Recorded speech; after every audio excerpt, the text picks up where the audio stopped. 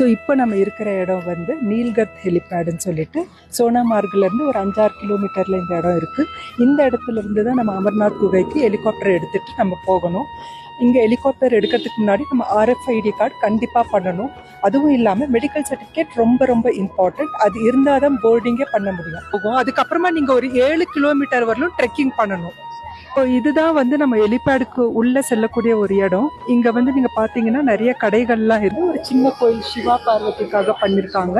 இந்த இடம் வந்து ஒரு வெயிட்டிங் லான்ச் மாதிரி கூட பண்ணியிருக்காங்க. யாத்ரிங்க டைமிங் வர வரைக்கும் இங்கே தங்கி இருக்கலாம்.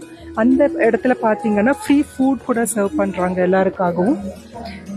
மிலிட்ரி வண்டிங்க நிறைய போயின்னு இருக்கும். இந்த இடம் பூராவே வந்து மிலிட்ரி கண்ட்ரோல் இருக்கு. நாளைக்கு தான் நான் போக போறேன். எனக்கும் தெரியல எப்படி இருக்க போகுதுன்னு.